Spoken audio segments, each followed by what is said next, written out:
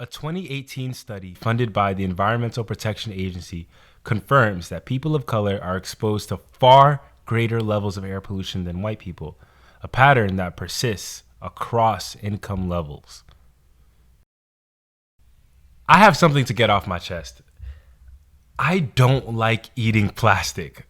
And I know that doesn't sound like a hot take, but I just gotta say it because unfortunately, the fact that I don't like eating plastic doesn't mean that I never eat it. Yeah, we eat plastic and we eat a lot of it. Whether it's from your favorite takeout or lunch from a cafeteria, a recent study suggested that we are eating a credit card's worth of plastic every week. And before we continue talking about our plastic consumption, I just got to make sure we're on the same page about this whole plastic production pipeline. How plastics go from fossil fuels deep underground to the plastics that we use and eat in our everyday lives. So right now, we're going to follow the journey of a single piece of food-related plastic, a plastic lunch tray. It's in a lot of schools, and this way we can understand the whole plastics production pipeline. Now that we've gotten through our first episode together, it's time we delve a little deeper into this, okay? Like thousands of feet below the surface deep. So we can talk about the ways we extract the materials needed to make the plastic that we use every day.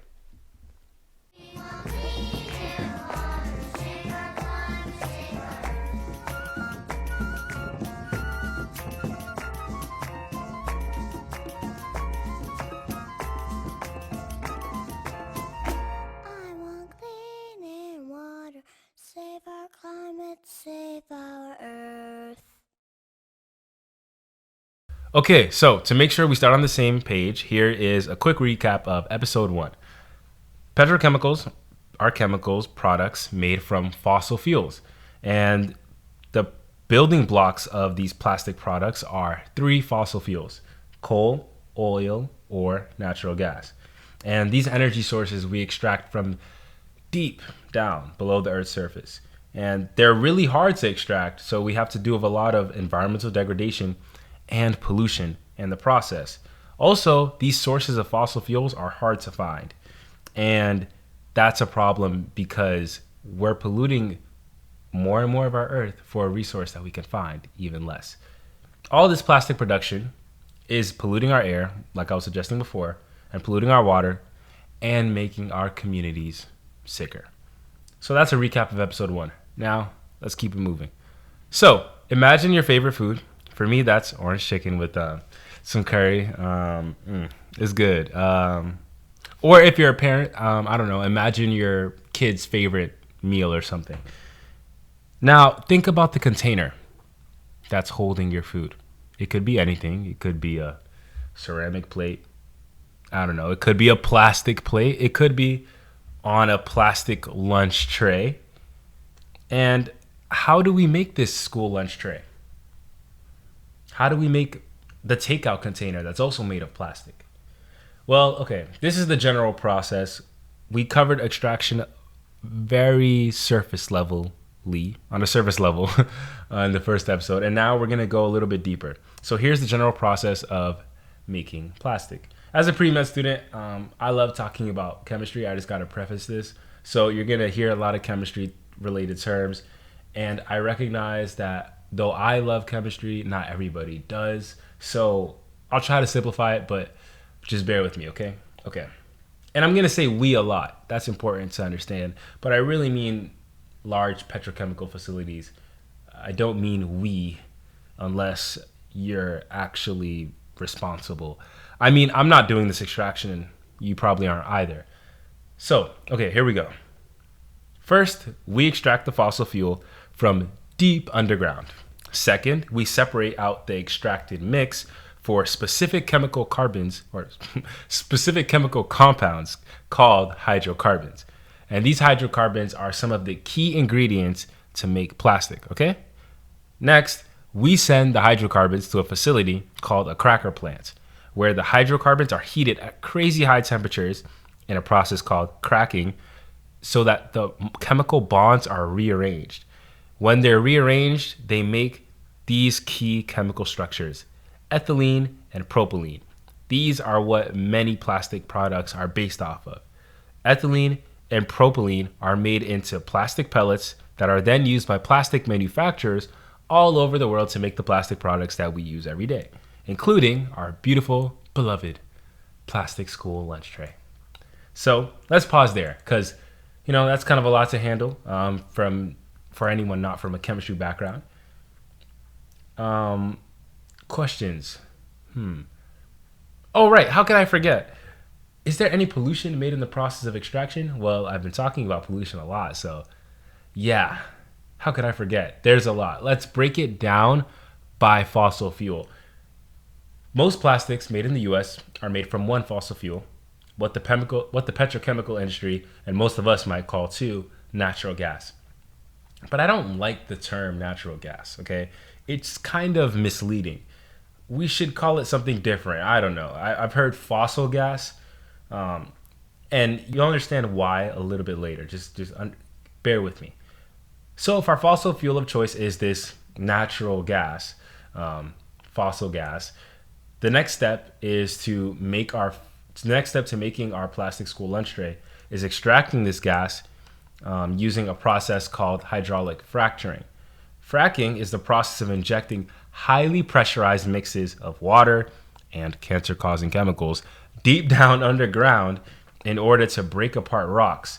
And this releases a gas, which is mostly methane, and a ton of toxic pollution in the process. So hopefully you can see how it's a little bit misleading to call it natural gas.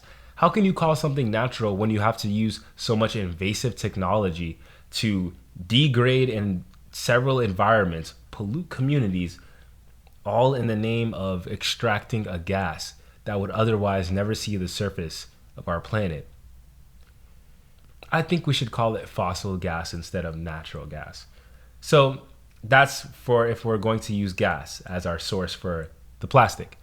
If we're gonna make some plastic out of coal, it's even more energy intensive and polluting, and it's complicated, and I'm not gonna go into it. But what you need to know is that using coal to make plastic is so polluting that if you are able to make plastic, it's like a side product that's just like oh yeah, that happened too, compared to the massive amounts of pollution that you're producing in the process.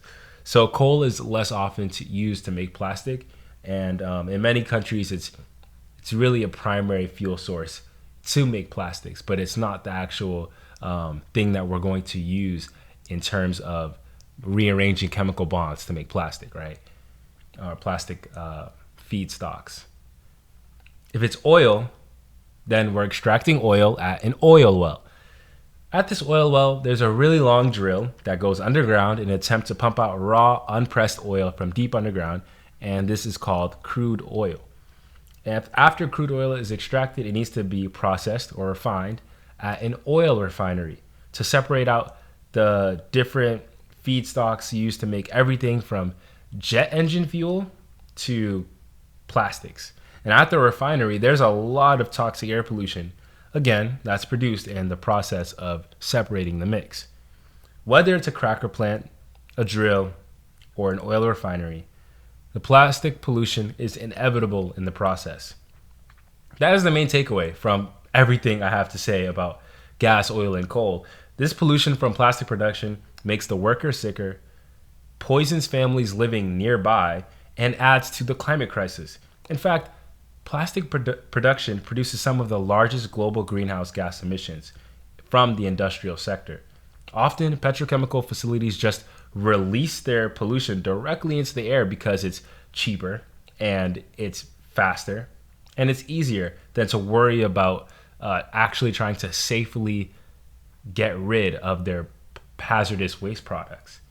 And the worst evil here is that a lot of the process from extraction to manufacturing is done right next to these communities where children live and play. These are often low wealth or non-white communities that already bear a disproportionate burden of health impacts from pollution and things like systemic racism, environmental racism. These communities are sacrificed by these petrochemical facilities, all in the name of plastic. So we call these places sacrifice zones because The air in these places is so concentrated with carcinogens, all for the sake of the rest of us and our lifestyles that are reliant on plastic. We sacrifice them for our convenience. Hopefully you remember from the first episode, we talked about the work that Mom's Clean Air Force is doing in these communities to fight against the pollution affecting their health. But health is more than physical health. It includes our mental and emotional health too. You see, living near pollution sources from the petrochemical industry can take as much of a toll on a community's hearts as it does on their physical bodies. We have to shine a light on the resilience of people living in these communities who manage to fight against the onslaught and overwhelming pollution threatening their lives every day. I will now read the testimony of Arandi Trevino, Mom's Clean Air Force field organizer in Texas, at an EPA hearing to limit greenhouse gas emissions from power plants. Arandi's story, living and growing up in a community where the petrochemical facilities have made a demonstrative impact in her family's health and mental health especially, offer an important perspective that we all need to understand as we try to look into the environmental justice impacts of the petrochemical industry. Here are Arandi's words. My family lives in a multi-generational home in Houston where we are impacted by the poor air quality due to many sources such as oil and gas operations, oil refineries, petrochemical facilities, and the Houston Ship Channel. My 4-year-old niece suffers from severe allergies and breathing problems that often disrupt her sleep. My mother and I both have fibromyalgia and a series of other chronic conditions that are made worse by air pollution. We live here because this is where our work and family is located. Other families live here because they may not have the financial means and support system to move somewhere with better air quality. What makes this tragic reality an injustice is that air pollution from sources such as oil and gas operations is not distributed evenly. Methane and other accompanying pollutants, such as volatile organic compounds, add to the burden of existing pollution problems in communities of color and low-income communities, exacerbating inequities and putting families at increased risk of serious health issues. Air pollution from the oil and gas industry can increase the risk of adverse birth outcomes such as low birth weight, preterm birth, and birth defects. That's enough information from me for now. Hopefully you have learned a lot. But what do we do with all this? Again, we're going to talk about action steps. The first thing is just to, start talking about it with somebody. So, just like in the first episode, I have some conversation starters to hopefully get you started on the right track with talking with a family member or a loved one about this whole plastics pollution problem. Some questions that I made are, one, where do we even get oil and gas from? I mean, you usually don't just see oil laying around in a puddle on the street, right? And that can get you talking about extraction and how we use drills and how using a drill is often a process that's very polluting and the communities nearby suffer a lot. And another question is, do you know where plastic takeout containers come from? Or it could be, do you know where plastic school lunch trays come from? The point is, if you ask about the plastic product, you can start to, unwind and go to the source, which is the problem, or which is the process of extraction, right? Talk about extraction, talk about refining. As much as you recall, I don't expect you to be an expert, but hopefully you will be after listening to this podcast as we go more in depth. So, in addition to having a conversation with someone you know, I want to challenge you to do one more thing. In the first episode, I gave an action item, the first one, level 1 of addressing this plastics pollution problem is signing a petition that's on Mom's Clean Air Force website to let the EPA know that you are concerned about the toxic pollutants that are produced in the process of plastics production. And that was good. And hopefully you feel encouraged to do that if you haven't already. But now we're on level 2. So I talked before that Mom's Clean Air Force is a community with millions of members across the nation who who want to work to protect their communities from the plastic elephant in the room. I'll put a link to the Moms Clean Air Force volunteer sign up page in the show notes. And I hope you want to get involved, especially if you're living in Texas, Ohio, Louisiana, Oklahoma, Pennsylvania. Like, there's so much you can do to fight against the expanding petrochemical industry, maybe in your own neighborhood. And if you're in Kentucky, West Virginia, or New Jersey, there's something for you to do there with all the oil and fossil gas industry facilities there. And even if you don't live in these states, I still want you to get involved with Moms Clean Air Force, because we're a community that's determined to fight against the plastic production problem. This is an issue that affects all of us. I mean, we're all eating plastic. So try to get involved. Now that we've had this deep dive into the pollution from plastics production, the next step in our journey together is to get our school lunch tray, which right now is cracked hydrocarbons, from the cracker plant to the specific plastic manufacturing companies who will finally make the plastic lunch tray. So I'm going to use this plastic lunch tray to carry my food from the cafeteria. And in the next episode, we're going to talk about the impacts of transporting plastic feedstocks in general, and the facilities that make the tray. We're also going to talk about the impact of their manufacturing. So thank you all for listening, and see you next time.